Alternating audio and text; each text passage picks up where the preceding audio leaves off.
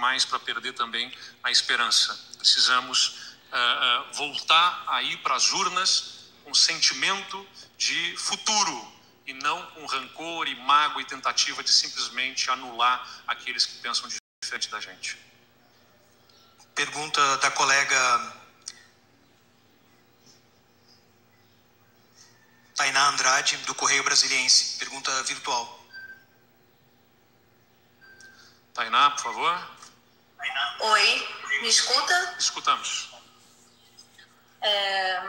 Bom, então essa decisão vai ser tomada em conjunto com a União Brasil, o MDB, e como fica dentro do PSDB a questão das prévias? Todos estão aceitando? Encerrou aqui a pergunta da Tainá? Bom, entendi que sim. Então, é importante dizer, há uma conversa bem adiantada entre PSDB, União Brasil, MDB, a Federação, Cidadania e PSDB. Então, tem novos atores nesse processo no qual o PSDB discutiu a sua candidatura presidencial. As prévias não perdem a legitimidade, mas elas não têm a exclusividade na medida em que novos atores se envolvem. E isso vai ser discutido no momento que a política proporciona. Então, eu respeito as prévias, ninguém tira a legitimidade dela. Há um candidato apresentado ali na decisão do partido. Mas nós temos, no tempo da política, a oportunidade de discussão e aquela candidatura que melhor oferecer condições, como disse o próprio governador João Dória, insisto, ele disse, nessas condições, que lá adiante, quando houver as condições que o momento político exigir, entendimento sobre quem melhor vai ter a capacidade de se apresentar ao povo brasileiro, é legítimo que se fale em fazer gestos em direção a uma outra pessoa. Então, nós podemos ter mais opções, tem outras opções nos partidos políticos que integram este grupo que está se formando, que ainda está em fase de discussão, de diálogo, não tem nada decidido, nem pelos partidos ainda, isso é só lá no momento das convenções que vai acontecer. E como eu disse, a minha disposição é de participar ativamente desse processo, participar para ajudar a construir e viabilizar a alternativa para o país. As prévias aconteceram no ano passado, há 4 meses, naquele contexto, naquela circunstância política. Tem toda a condição de se confirmarem ou não a partir do momento político que vem pela frente. O importante é que nós nos mantenhamos na mesma sintonia, no mesmo espírito, que é acima das prévias, acima do partido e acima das aspirações pessoais, o Brasil e o futuro dos brasileiros. Eduardo Amaral, do Jornal NH.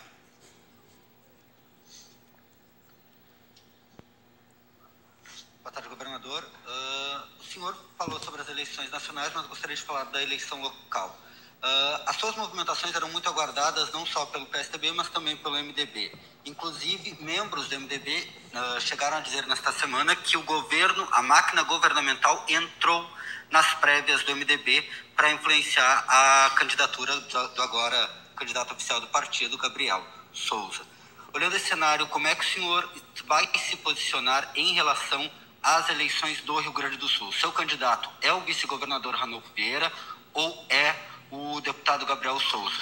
O PSDB liderou esse projeto até aqui e tem um grande nome para continuar liderando esse projeto, que é o nosso vice-governador, delegado Ranolfo.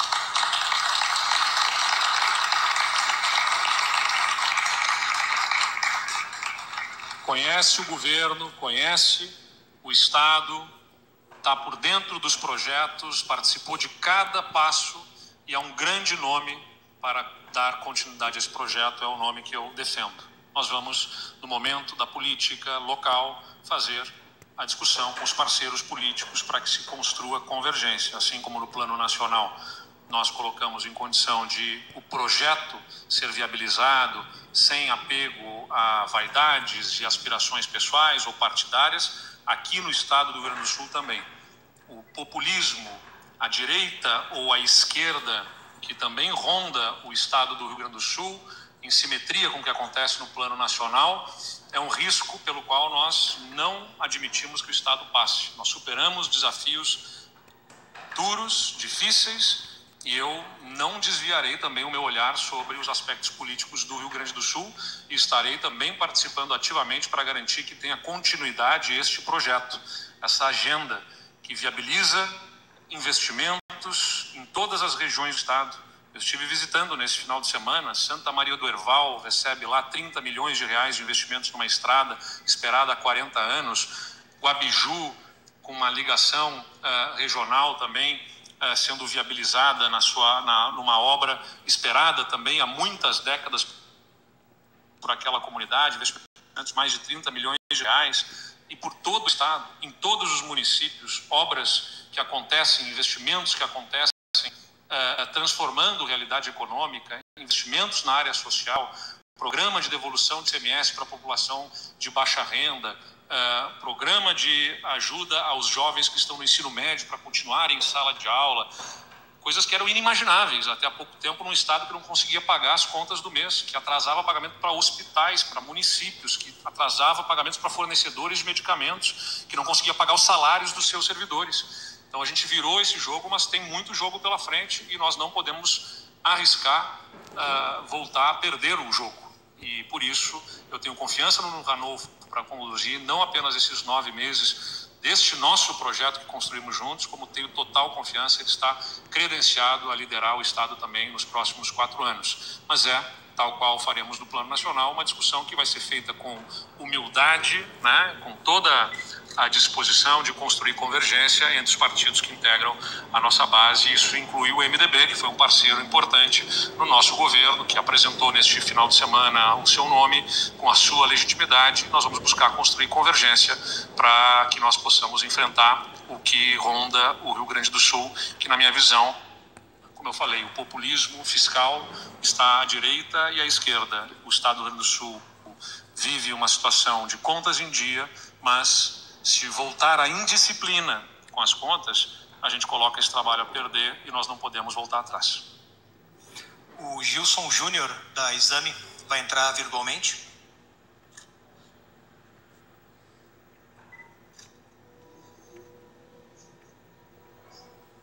Agora deu.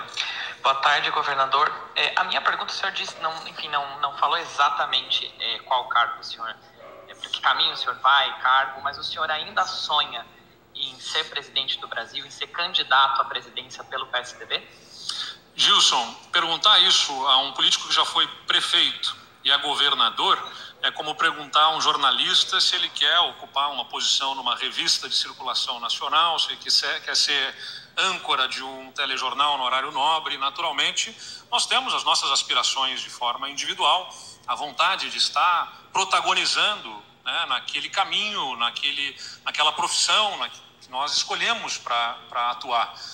É claro que eu desejo poder dar uma contribuição como presidente da República, mas eu não faço dessa aspiração pessoal um projeto que se sobreponha ao que eu quero como cidadão, que é ajudar o Brasil a construir de forma sólida crescimento, para viabilizar distribuição de renda de forma sustentada.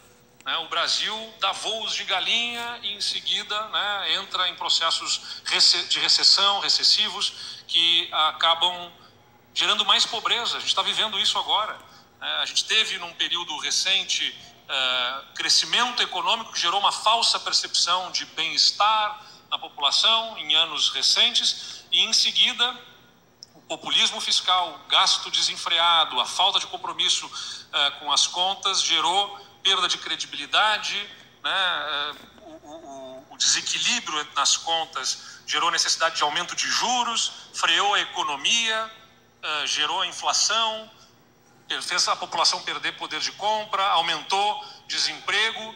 Então, a gente tem vivido no Brasil uma constante oposição entre ou vai ser sensível socialmente ou vai ser responsável fiscalmente, e as coisas não são opostas. É possível, nós mostramos aqui no Rio Grande do Sul, conciliar responsabilidade com as contas públicas, não gastar mais do que se arrecada e, ao mesmo tempo, ter programas que ajudam a atender a população mais carente, mais vulnerável. É possível a gente criar um ambiente econômico melhor sem precisar deixar de ser sensível com a população mais carente, e ao mesmo tempo é possível ser firme no combate à criminalidade e ter políticas afirmativas de inclusão, de cultura, de desenvolvimento social.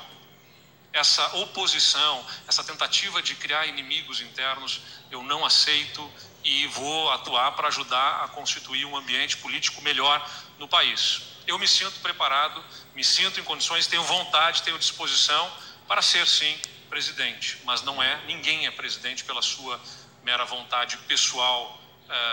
Uma candidatura à presidência não é levada por um projeto pessoal. Ela é um projeto que tem que ser construído coletivamente, e eu estarei me apresentando, se entenderem que nessa função eu deva colaborar. Se não, eu estarei ajudando em qualquer outra posição para ajudar o Brasil a encontrar um caminho alternativo.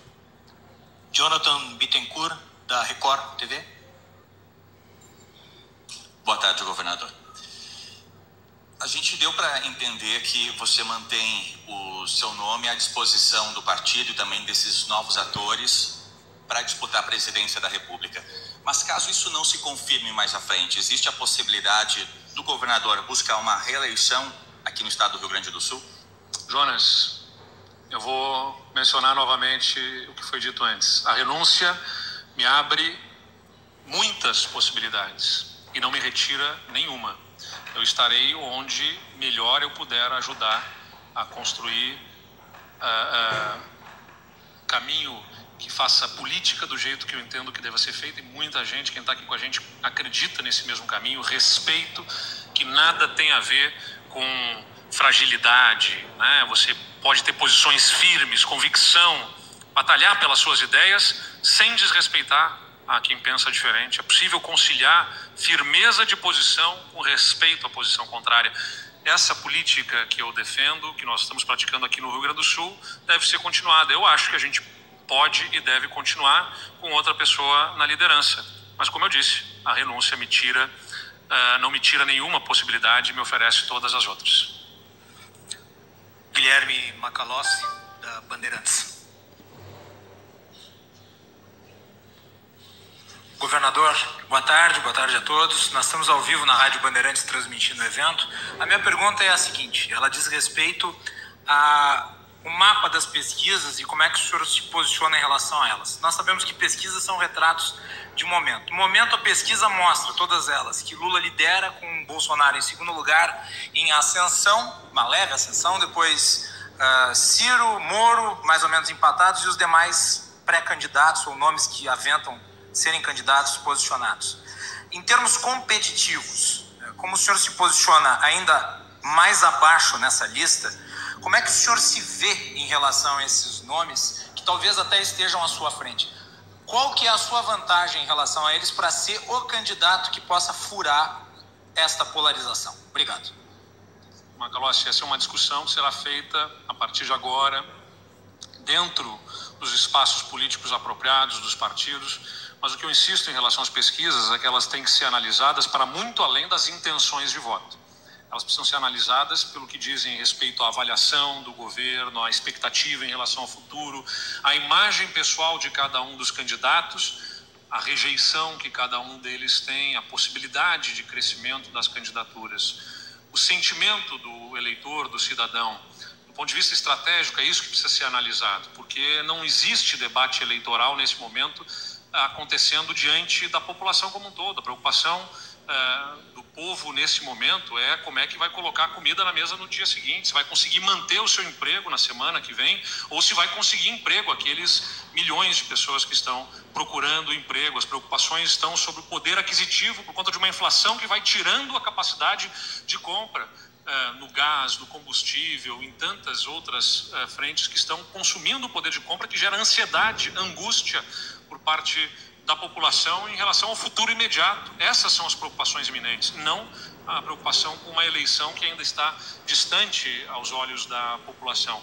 Portanto, eu entendo que as pesquisas devem ser olhadas muito além das intenções de voto. E o que elas dizem para mim é que há sim espaço muito nítido para a constituição de uma alternativa. Uma primeira via daqueles que votaram lá em Bolsonaro em 2018 para evitar a volta do PT e ao mesmo tempo daqueles que estão pensando e considerando votar em Lula simplesmente para tirar Bolsonaro. Quais são os sentimentos que essas pessoas têm? Você não pode simplesmente atacar um ou outro pensando que ali estão motivações diversas, diferentes. Muitas vezes sentimentos muito próximos estão motivando o voto num ou no outro, porque na verdade as pessoas estão procurando um caminho que atenda aos problemas delas. Esses sentimentos é que precisam ser endereçados, que precisam ser entendidos, compreendidos, e que deixar o governo me possibilitará estar ainda mais próximo desses sentimentos. Como disse também, relembrando a frase que está lá presente no lançamento do PSDB, na criação do PSDB, longe das benesses oficiais, perto do pulsar das ruas. O que eu pretendo fazer ao longo dessas próximas semanas e meses é intensificar esse contato, que eventualmente o exercício do governo acaba nos dificultando, porque aqui a gente precisa estar especialmente dedicado sobre planilhas orçamentárias, sobre processos administrativos, processos jurídicos, análises de programas e projetos que estão em execução, acompanhamento, follow-up, fazer todo o acompanhamento do governo com os secretários sobre os projetos que estão tendo algum tipo de dificuldade ou não, e isso acaba dificultando essa aproximação nesse momento crítico de decisão que se avizinha. Então, eu vou intensificar esse contato, para que nós possamos interpretar esse sentimento e oferecer um caminho alternativo. Mas uma coisa eu tenho certeza, é sobre tratar do futuro. Não adianta querer se apresentar nessa eleição simplesmente sendo nem um ou nem outro ou nem os dois, porque o que a gente precisa é trazer a população para ser a favor de algo. Nós não vamos virar o jogo dessa disputa eleitoral simplesmente convencendo que os outros são piores. Nós precisamos mostrar que temos um caminho melhor. E entre esses dois caminhos que estão se apresentando, existe um que representa o passado e o outro que representa o presente. Está faltando quem fale de futuro. E eu venho com a minha juventude falar desse futuro que é meu e de tantos outros jovens, e que nós não vamos aceitar ser destruído, esse futuro comprometido por aqueles que estão apenas interessados em destruir um ao outro, em levar para o seu campo político uma vitória eleitoral condenando o futuro do Brasil. Graciliano Rocha, do portal Bloomberg.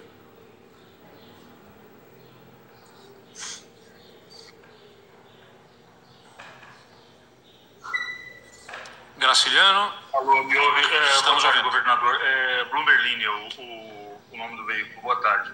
Governador, o senhor falou agora no seu discurso sobre as prévias, elas continuam com legitimidade, mas a entrada de novos atores para discutir, que são os partidos que podem se aliar, eles terão um efeito de tornar as prévias não exclusivas, o termo até que o senhor usou. Agora pela manhã, o ex-presidente Fernando Henrique Cardoso, ele tuitou que as prévias do PSDB devem sim ser respeitadas. Isso é uma tomada de posição do presidente em favor do Dória? O senhor conversou com o presidente Fernando Henrique nos últimos dias? O senhor disse hoje que conversou com Dória por telefone, que teve uma conversa cordial. Se o senhor puder detalhar essas questões, eu agradeceria. Obrigado. Eu insisto, as prévias são respeitadas, o meu posicionamento é o mesmo, ninguém está desrespeitando prévias. O próprio governador João Dória já manifestou essa disposição de buscar entendimento, convergência, de eventualmente à frente, se houver entendimento de que outro nome possa reunir essa capacidade eleitoral, fazer este movimento, fazer esse gesto. Então nós estamos todos com o mesmo sentimento. As prévias foram importantes, mobilizaram o partido, movimentaram o PSDB. Houve, a partir das prévias, uma movimentação partidária que certamente deixou um impacto positivo no PSDB. Agora, a democracia não é apenas a oportunidade do voto, é também a possibilidade de, depois do voto dado, haver discussão, debate. Isso acontece em relação a qualquer governante.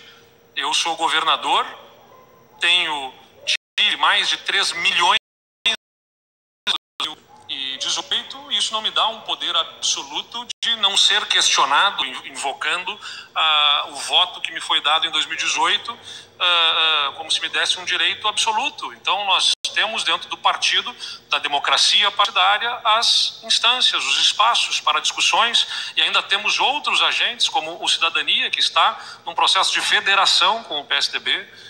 Essa discussão será feita, e essa discussão é feita, inclusive, com a abertura do próprio governador João Dória, pelo que eu já li aqui da manifestação dele em fevereiro recentemente. E a minha disposição de fazer esse debate não vem na direção de contrariar ou desrespeitar as prévias, mas sim de, neste momento em que nós vamos nos alinhando para conjugar forças, reunir atores políticos, podemos fazer isso da forma que melhor consiga promover convergência em torno de uma candidatura, para estarmos todos juntos numa mesma direção. Insisto, se quisesse buscar um caminho fácil de ser candidato, ele me foi apresentado.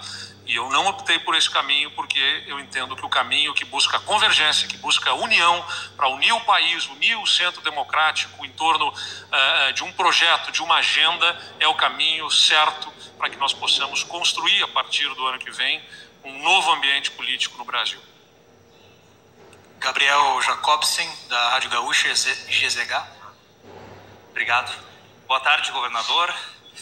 Governador, duas perguntas de uma, eu vou insistir em dois temas aqui, tudo bem?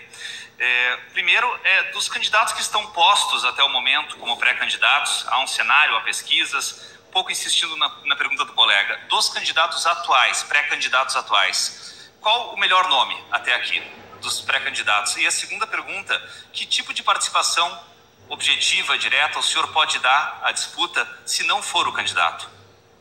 Obrigado. Essa discussão, insisto, nós temos agora, além do partido que sempre estará em condições de fazer uma discussão sobre candidatura, o partido tem um candidato escolhido nas prévias, mas tem as suas instâncias, os seus espaços de discussão até a convenção, que é absolutamente soberana para a tomada de decisão. Se faz essa discussão e agora se acrescentam outros atores. Nós teremos a oportunidade nessa discussão política de entender qual candidatura melhor se conecta aos sentimentos da população. Eu não me arvoraria nesse momento a dizer quem é objetivamente o nome que melhor consegue viabilidade eleitoral.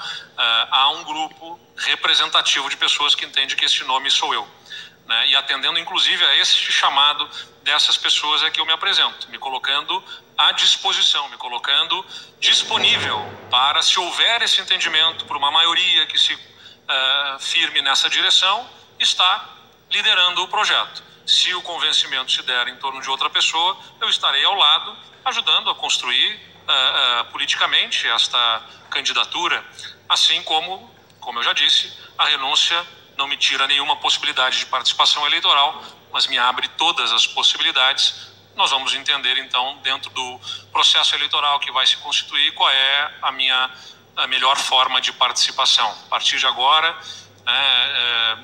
liberado das atividades administrativas, burocráticas, as agendas de governo, eu vou ter a oportunidade de fazer uma imersão nessas discussões políticas para poder dar a contribuição que mais bem possa ser aproveitada. Pedro Garcia, da Gazeta do Sul de Santa Cruz do Sul.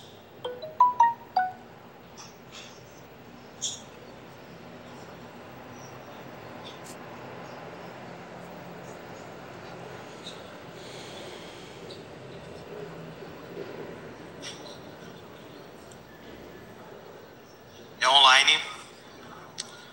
É Pedro Garcia, é isso? Pedro, se o Pedro Não está disponível. Tem que abrir o microfone do Pedro lá, mas é que ele... Então, se ele não está presente... Vamos agora com Everton Calbar, da Rádio Guaíba.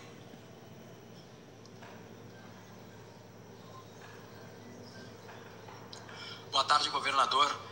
Governador, o senhor falou em se apresentar. A renúncia oficialmente ela vai ser dada no final dessa semana. Eu gostaria de saber do senhor se já há uma agenda, um cronograma para que o senhor se apresente para o país.